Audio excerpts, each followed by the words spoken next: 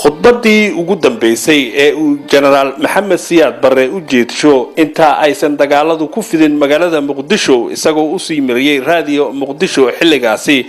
ayaa waxa uu madaxweyne Jaalle Siyaad shacabka reer Muqdisho kula dardaarmay in ay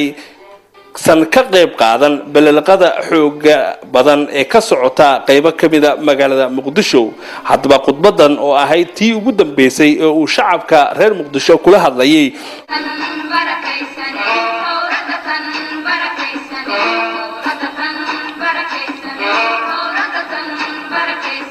badano wax ma tare waxaan ku soo celinayaa khudbadii ayaan wada aqriyay oo aan uga jeedo in aynu garanno danteenu waxay tahay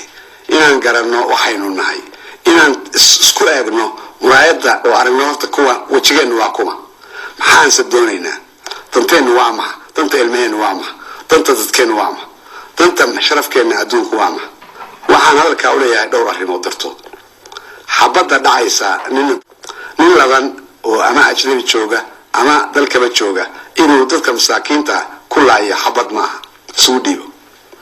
waxa ka sii xun kuwa sida fooshxun oo beelqaysanay waxaan la yaabsanahay ninka inta xafiiska dawlad galay warqadii tuuraaya dhan dariiq ku daadi xagee uu socda muxuu keenaya yuusasiinaya qadaas yani macnaheedu waxa weeye wuxuu awood u waayay inuu muxuu ahaa inta warqa qaado oo ajnabi u geeyo macnaheedu waxa weeye suuqa ka garto uga jeeda waxa ka sii xun dadka masaakiinta oo inta xabadii lagu weerariyay iyo boobki iyo wixii sii qaxayo gaashada u qaxaya oo jidka daadsan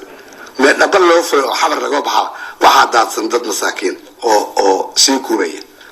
واحد أن لاي وردت كوريا وداعي عريني كداعي حبدي غير ذا يبوبك يقوم واحد كفوش كداعي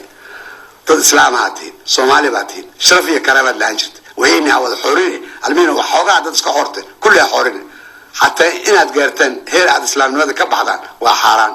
وحلو باهي إن هاد عقلي يلتان وأذكرتان إلهي عقلي وحنوسي يا مسكعة إنه كفكرنه وإلهي نوسي قلبي وحنوسي إن أكون حريصنه وحين حريص من إن حريصينه وعن لنا هاي ضد كاس مساكينته